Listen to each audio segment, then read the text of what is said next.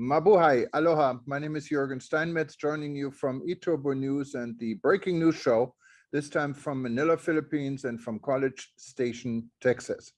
It's a beautiful day here in the Philippines today, nice and sunny and very warm. And Peter, how's everything in College Station? Well, it's a beautiful night here in College Station.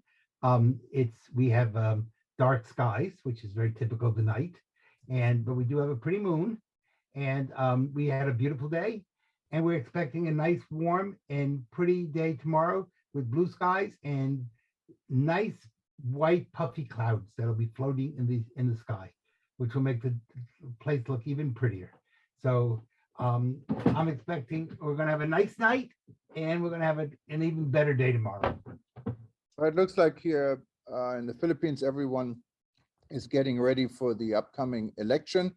There's a lot of campaigning, a lot of colorful T-shirts, telling people where you stand politically.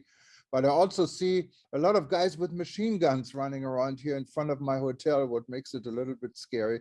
But it looks like it's everything around looks kind of peaceful. So let's hope it stays like this. Well, of course, the way things look and the way things are often very different. There's lots going on in the world, though. Certainly today in the United States, we did have some bad news for our economy. The economy shrunk. Instead of growing, it actually decreased. And when you compare that with the major inflation rate, which is taking place in this country and in Europe, that's got to have bad news for the tourism industry, because people don't spend a lot of money on tourism if they're afraid that they're going to need the money for food or for transportation or for basics. And one of the, I think, issues the tourism industry is going to have to face is the fact that we are seeing more and more the potential shrinking of the middle class. And the middle class is really the heart of tourism. So if the cost of, especially of diesel fuel, continues to rise, you're going to see people really needing to spend a lot more money on their basic food and air conditioning in the summer or in the winter. Of course, we saw also in Europe and Germany now back down because the Russians decided to cut off oil to Poland and to Bulgaria, two countries which don't have major pipelines. But this has really scared the Germans radically. And the Germans are really afraid that if the Russians cut off oil to them, this could cause a major summer crisis all across Europe as far as vacations, travel. And of course, people are they need energy. Without energy, you're stuck. You can't move anyplace. So these are going to be real challenges. This could be really the summer of discontent. And this could be a very difficult summer. Hopefully not, but there's the potential for it to be. And don't forget, Peter, I just saw a report just minutes ago in the National Geographic about expecting that marine life, as we know today, will pretty much be completely extinct in 2300. Obviously, you and I won't be here, or none of us will be here to see this, but it's still quite shocking if you think that maybe life on Earth would become impossible in a few hundred years. Yeah, I don't know if that report, how its total accuracy. You know, that's based on what's called a theory that actually started in the 1890s. I'm sorry, yeah, in the 1890s, based on the assumption that the Earth would be overpopulated by the year 1910, and that the world would start coming to an end. And by the way, they're predicting the end of marine life forever. So one, I think whenever you see those reports, you have to take them with a little bit of a grain of salt. It's assuming that the world doesn't come together and one does not protect marine life. Two, that often these are miscalculations because they're based on a statistical model, which has tended to be more inaccurate than accurate on the whole. So we'll have to see. Of course, neither you or I will be here to turn to National Geographic in 300 years and say, you guys were wrong. But I think what you're really saying is it's important that we do have good conservation, that we work on ways of protecting the oceans, and that we work on ways of developing new food sources. Um, and that means that part of the problem is, of course, the green energy people. And what they're in many ways doing is they're hurting the environment terribly. And there's a difference between environmentalism and climate change people. The environmentalists and the climate change people don't always agree with each other. And that's something that has to be thought through. There's a lot of confusion about that. The people in climate change really are running a religion. They're not running science. The ecology people are running science. So there's two different sides, but we have seen Malthusian impact, was what it's called in the 19th century, that the earth would not be able to sustain life about 1910. Obviously, it is past 2010, and we are still here. So there were some errors in that analysis. Yeah, and of course, no one can predict the future, but something is up, and I think we all need to be aware of all these things happening. And I found it quite refreshing yesterday when I saw a Russian cosmonaut shaking hands up with an American astronaut. Because after all, people are friends. We don't need wars. We don't need these type of conflicts. We don't need enemies. And like our common friend Alain Sanganj always said when he was Minister of Tourism from the Seychelles, and he was asked, how come the Seychelles don't have visas for anyone, no matter where you're from? You can be from North Korea or from China or from the US, Whatever. can enter the country without a visa. And I said, well, we're friends with everyone, enemies with none. And that's the ideal thing. And of course, only a small island republic can really do it, but Yes. it's a good start. Yes. Well, the problem is that unfortunately there is human selfishness. People have been disagreeing ever since Cain and Abel. And, Cain got jealous of Abel and he killed him. So, and there Earth was not overpopulated then. There were only 4 people on the Earth, and they still couldn't get along. But I think the real issue is, can we begin to think through methodologies that allow for growth, but at the same time allow for ecological protecting of the planet? And that means not doing things that are stupid, doing things that are wise, smart, and are phased in a way that you don't create social unrest and social disasters. And that takes a lot of courage and a lot of thinking. And the tourism industry is right in the part of that because, for example, you have a very famous senator in Hawaii who suggested that nobody be allowed to get on a plane until someone pointed out to her that Hawaii would then be totally cut off. And she said, oh, yeah. And so, people just kind of talk without thinking. And it's really important. Hawaii is famous for having politicians who don't always think. But it's really important. Hawaii cannot afford to say that we're all going to go to Hawaii on a canoe.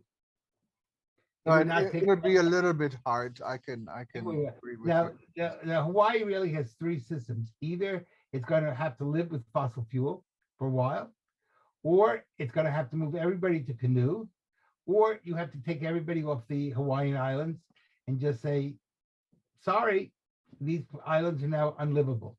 Well, I don't think anybody wants a third. I will not go to Hawaii if I have to paddle on a canoe from California. Why not? It's very healthy. It would be healthy, but there's nobody to serve me my wonderful meal on the canoe. No Mai Tais on that trip. Yes, that's right. You don't have to be totally drunk. So that's a whole nother issue. And I think we're going to have to learn to live with fossil fuels and try to make them as clean and as functional as we can, especially the tourism industry, because there won't be a tourism industry without fossil fuels. That's just a fact. We may like it or not like it, but we got to think it through. Well, Peter, we have another segment today. We're going to go to Panama, and we're going to hear about Skoll Club International in Panama, and an interesting project. We're going to stay in the environment and in sustainable tourism, about a gentleman who has a tour company that deals with community tourism and involving local resources into a new concept for tourism in Panama. And he's part of our SCOL club in Panama. So we're going to hear from him. And unless there's anything else pressing today, No, I want to wish you a happy weekend, and I know you're looking forward to coming back to the United States on May 3rd. So stay yes, well. look forward to that. And in the meantime, I'm going to enjoy the Philippine hospitality, and we see you very soon. Bye-bye. Take care. Thank you. Bye-bye.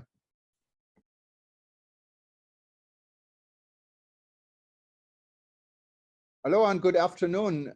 Today, we have a very special guest from Panama, Mr. Roberto Baca. And Roberto is involved in an organization. I'm also involved. It's called International. And of course, most of you that are in the travel and tourism industry know SCOL. And we're going to do a lot more about SCOL in the next, this year, because we want everyone to know how great of an organization SCOL is and then how timely it is. It's because it's about doing business among friends.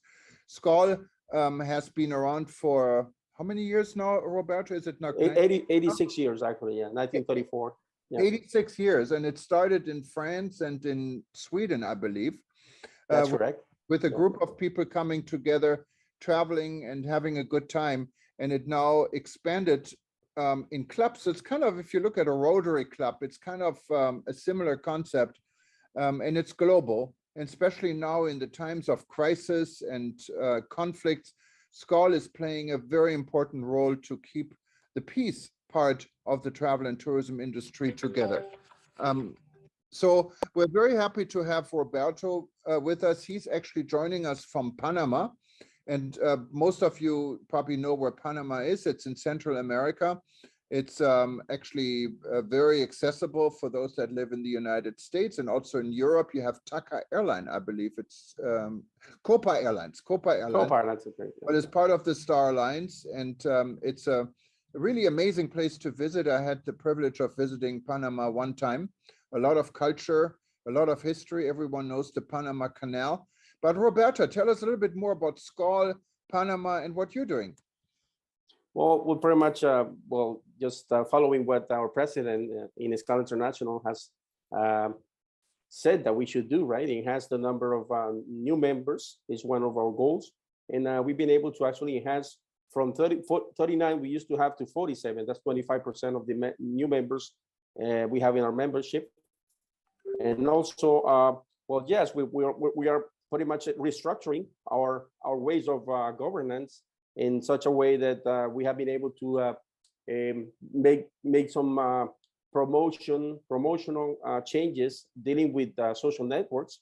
And in fact, we're so proud to be part of the public relations, media, and communications committee with you as well, and Arnetta Cardenas, which is our director for that particular matter. And what can I say? We're pretty much happy, and today that is our happy World SCOL League Day. Well, what can I say? We're just pretty much enthusiastic about the things we can do, not just for Panama, but for all over the world, with all 317 clubs and 12,500 members in 102 countries.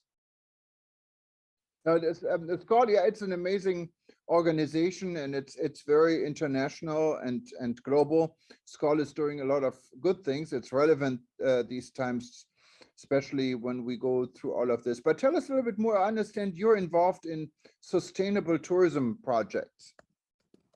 Yes, we're working with sustainable tourism issues in 4 regions in which we divide the country here in Panama: the Occidental region, the Central region, the Canal region, and the Oriental region, which is pretty much close to Colombia, and that's in the Darien province. And that's a particular, pretty much famous region of the country because it has gotten 562,000 hectares in a national park. So that's actually called the lung of Central America, because the national park that is the biggest one in Central America as well. So we got a lot of things to actually do here in Panama, not just the canal, but the canal, the Panama Canal is actually our main tourism attraction. So we're actually trying to make efforts for people to come to Panama, not just to the canal, but to other parts of the country as well, as you already been to the canal yourself. Yeah, and I know that your Minister of Tourism, who is, I think comes from the hospitality industry, young guy, was in New York just last week. One of our reporters, Dr. Eleanor Garley, attended the event in New York about Panama, and he was talking a lot about community tourism. What is it about community tourism in Panama? In these 4 regions, you can find some of some communities. In fact, ethnical groups. We have 7 of them in Panama, so you can visit some of them that have some kind of an offer being developed, or that have been already being developed. So the idea is to visit these communities while you're staying in a Marriott hotel, to be able to move to these communities as well, and be able to sense their product, their sustainable tourism products that they have sometimes. So the effort right now is actually to try and use what exists, not to make new products, but to try to visit the hotels we have all over these 4 regions, and to be able to move to these communities as well, and do some activities with them as well.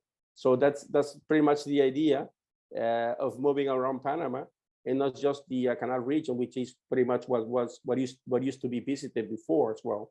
So if you have the hotels in the canal area, you're able to move to any of the other regions in which they are, which we have some other hotels as well. That's the main idea. Now, when you move to the other region, I know there was some, at least on our editor was quite surprised. They say you can take public transportation, and others say public transportation is really not advisable from the security standpoint, but also from the infrastructure. That means community tourism is about public transportation, or how does this work?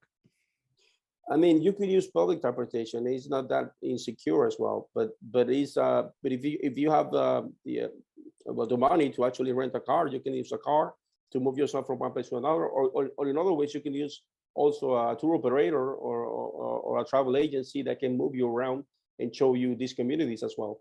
So it's not necessary to actually take public transportation, but if you have to use it, we have really good public transportation with air conditioning units, and also specialized tourism services, transportations that can take the tourists from one place to another. Sure.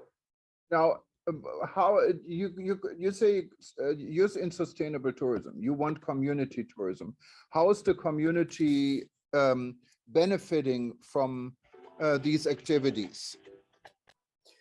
They actually get to have some income, which from an economical point of view is really important. But also they conserve nature, and as well they are showing us their culture, and that gives them a value of the nature that they have, so that they can take care of that, and also take care of their own culture as well, and not experience these transculturational issues that can actually change the way of living and being as well. So it's pretty much about that. And when we talk about sustainability, it's actually being able to manage sustainability in these communities in such a way that we can have people actually looking out towards conservation of the nature, and also conservation of the culture as well.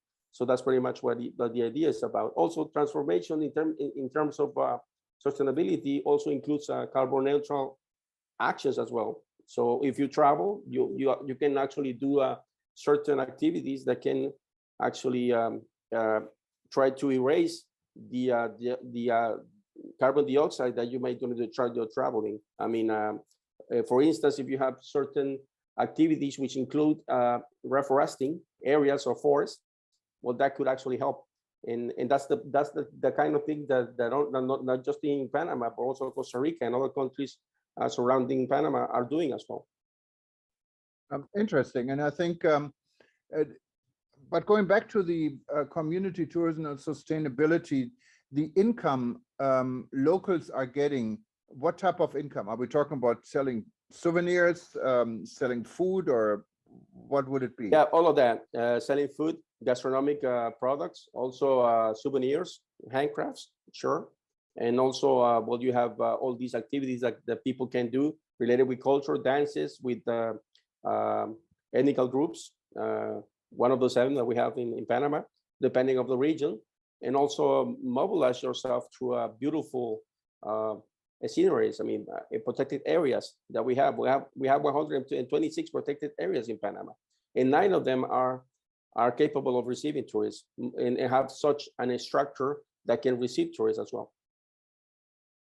Wonderful. Well, this is some interesting information. Maybe we should do a little bit more. Maybe also invite your minister and some of the stakeholders from Panama at a future event. We can just talk about Panama alone, maybe. There looks like there's plenty of discussions we could have. I know Panama is getting now more active of becoming also a source destination. In the past, it's your airline did not cooperate that well and didn't allow really stopovers for reasonable rates. And I think this is changing, isn't it? Yeah, we're trying to change that. I guess there's a lot more that the private sector has to do with developing tourism here in Panama. So that's the main effort that we're trying to make with the SCAL as well. Actually, we have many of our members have very much a big influence in what the private sector has to say about developing tourism. We cannot be romantic. I mean, it's not about taking a person, a tourist, to a community to not have a good experience.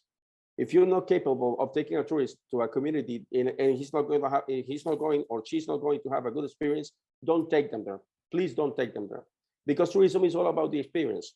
You want to have a good experience. You don't want to go to a community by being romantic and saying we're going to make some money for them and everything, but they're not ready to receive tourists. So that's the point here in Panama. We're trying to actually, with SCAL, to let the tourism ministry to actually the way they should do things, and try to take advantage of what we have in each region that is capable of being visited right now, and what we have to work on to actually make things better for those destinations that have to be or need to be improved.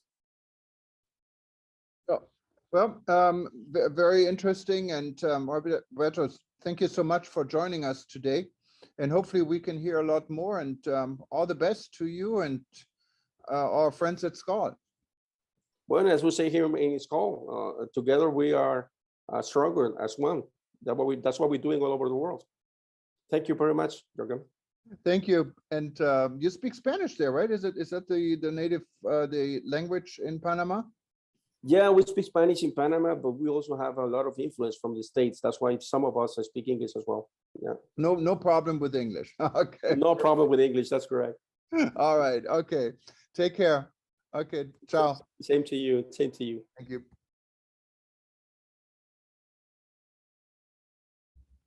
From SCAL, Panama, we're now going to Canada. And I forgot to mention, anyone who wanted to know a little bit more about SCAL, you can find SCAL on the website. Just go to scal.org. It's spelled SKAL.org. You can also, when you're at eTurbo News, click on our partner page, and you also find this blue logo from SCAL, and you can search and you find many articles about SCAL and what they're doing. It's a wonderful organization. I'm very proud to belong to it.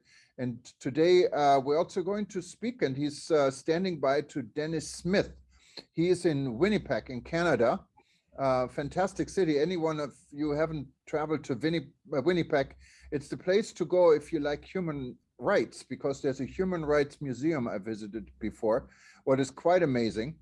And it's if you really like wide open spaces, that's the place to go. And Dennis Smith is the executive director, I believe, for SCAL Canada. Welcome, Dennis. Well, good morning from Canada.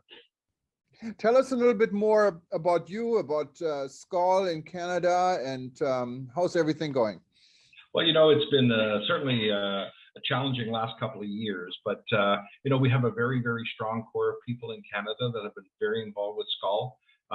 Personally, I've been involved for about 15 years, and I've had the opportunity to travel to about 10 North American conferences, as well as about 6 international conferences. And it's a fantastic organization to make connections worldwide on a business-to-business basis, as well as just social connection. So it's been very, very rewarding for myself personally. And Skull, how many Skull clubs do you have? Because Skull is built on local clubs. It's really a global organization, but with a strong local flair, because every Skull club kind of works almost independent under one global roof, right? Absolutely, yeah. We have 15 clubs currently in Canada, and we're continuing to work on trying to develop new clubs. We kind of look for that grassroots approach in terms of even building new clubs, where we have a category of membership called active individuals. So we try and get people locally to join, to form that foundation. We work with them on helping them understand the organization, and then eventually building up so they actually have a club in their area as well. And I know you guys have been really active. I remember the cruise I went on. It was a Skull annual conference. It went up Halifax and some of the beautiful sites on the Atlantic Ocean, far away from Winnipeg, I guess. But I think you guys from Skull Canada put this all together, and I still remember this was a great event, because Skull is also about fun. It's about partnership. It's about friendship, and it's about business. And so what are your goals for this year? We're all coming out of a pandemic right now and trying to get back to normal. Well, you know, we started our process last year. We understood that there were going to be a number of members dropping off because of the pandemic and people's businesses suffering. And so we really started to strategize on recovery. And so we started building a plan, and we actually launched a very aggressive plan across Canada. Like we have made funds available to our clubs that they can access. They can also access funds from Skull International, and we can help them develop innovative events to attract people to come and experience Skull. So we've set aside, currently we have about $10,000 Canadian that we've set aside, and we're prepared to invest more. And we're asking the clubs, come up with something creative and innovative that you want to do. But the other part of this is that every organization has champion recruiters. And so we set out a program to actually recognize those people that are the strong recruiters, because they're the ones that help build the organization. So we're actually having a draw at the end of the year for every new member or returning member. The individual or the club has their name entered in a draw, and we're going to be drawing about for about $1,500 in Visa gift cards. So we want to recognize people that are helping us grow. And you're talking about a little bit Young Skull, and Young Skull, it's really the future. Young people are the future of anything, and also the future of Skull, right? Because sometimes Skull has this image of being a club of very seasoned people, because in the past only CEOs, I believe, were able to join the club, and that has all changed a little bit, didn't it? Absolutely. Your word "seasoned" is certainly a good one to use. I belong to that club now, so what can I say? Don't we all? But that is the challenge of the organization. It does reach the more senior upper management and senior management levels. So by default, you're going to have more mature people. But we have younger people that are buying into their family businesses or taking over new positions. And Young Skull starts at the college or university level, and it also extends into a category of Young Skull professionals, so that you have young people that are just coming into the business, into junior to intermediate level management positions that can become integrated. And that has been very successful with some of the clubs in Canada that have used that tool. So, you know, there's different ways of people getting connected, whether it's as an active individual member or as a Young Skull person. So yeah, it's a good resource, and a lot of clubs work very, very closely with their local colleges and universities that have travel and tourism programs to help educate them on what the organization's about. Well, and so if you had a wish list, what cities in Canada should have a Skull club and don't have one yet? Well, I could name off about 100 cities. Unfortunately, our capital, Ottawa, it's a very challenging market. We used to have a club there, but we don't. We've tried a couple of times to reestablish it, but it's a very, very challenging market to hold people's attention. We have some maritime provinces that were really, really hit hard with the pandemic, and tourism is like everything in those markets.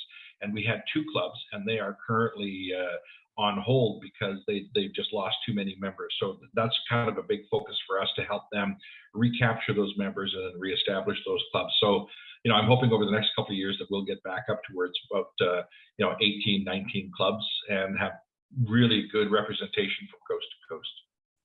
Wonderful. And one last thing, doing business with friends. What does it mean for you guys in Canada? Well, we've actually taken a step further. In Canada, we've actually launched a satellite program, which we call Connect the Skull Way. And it's part of our Canadian platform where, it's actually available to any member worldwide, but it is driven in Canada primarily. We really see connecting in three key areas. One is on a business-to-business basis. Secondly is on that social network, creating new friends. And thirdly is on the personal travel side, where you can reach out to any club anywhere in the world and ask people for help for, maybe a special arrangements for accommodations or travel information or just local connections. So we drive that as the primary benefits of the organization. And that's really the nice thing about Skull, because when you travel and there's a Skull club, you can feel like you're at home because you're welcome to attend and to be part of the local scene, and you probably make new friends, right? That's one of the ideas, I believe, behind Skull. Absolutely, and you're right about that. Like the cruise out of New York that went up to Halifax, we were at an international conference in Australia, and my wife and I planned on staying longer, but we didn't have any plans, and we met some wonderful people in Australia who said, "Come on up, come visit us," and we ended up staying at these wonderful places along the Gold Coast, and it was just all spontaneous connections with people. So it happens that at that level, and you go to these conferences and you meet with people that you met 10 years ago, and it's like you're meeting your best friend. It is that kind of a connection in the organization. And that's what we need, especially in today's age with war and everything else going on. And Skull has actually, not Skull Canada necessarily, but the Skull clubs in Europe and Romania. We had a session on all these wonderful things they have been doing to help refugees from Ukraine. So it's really a good organization to belong to. And no matter where you are in the world, if you don't have a Skull club, think about forming one. If there is a Skull club in your region, join it. Just go to skull.org, I believe is the website. And you can sign up. And if you have any difficulties, feel free to contact us. I'm a Skull member also, and we'll be happy to help you wherever we can to be part of our community. And it's a lot of fun, I can tell you that. Well, Dennis, thank you very much for joining us. And for everyone else, please stay tuned. We're going to go to Manila, Philippines. And today was the start of the Coffee Festival 2022. What's also a lot of fun. We have just some short scenes from the opening today. And after this, we're going to say goodbye. Aloha, mabuhay. I'm in the Philippines right now.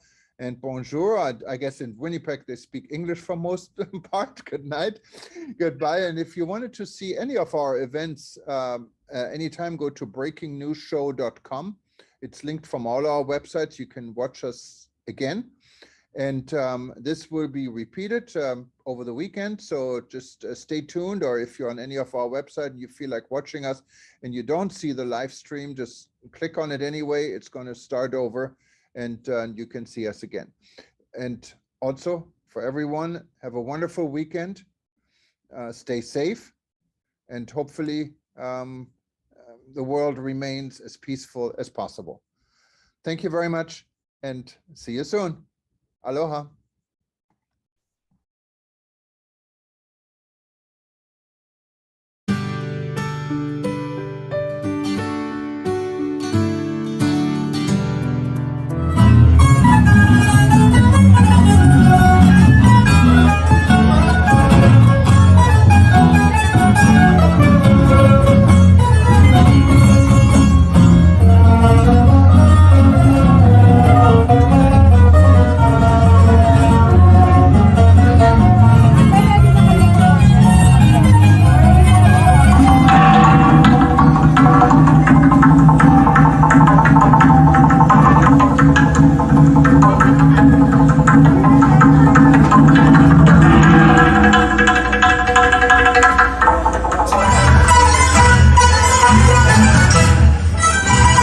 having it. We are still alert level 1. Cases continually become low, and more importantly, hospitals are not full. And a lot of hospitals have already removed their COVID ward. It's because of your passion and perseverance for this advocate that we are here today, and I congratulate all of you for doing so. You have shown faith in our produce, our farmers, and our consumers, international and local. But Rich, you might be very pressured because, you know, His Excellency was telling me they have the best coffee. So maybe, maybe we can compare, but I'm sure that we can find ways on which we can promote each of our coffee beans. May this festival continue to harvest that faith in the coming years. Thank you very much. Stay safe, and please get your boosters if you haven't gotten your boosters yet. Maraming salamat po.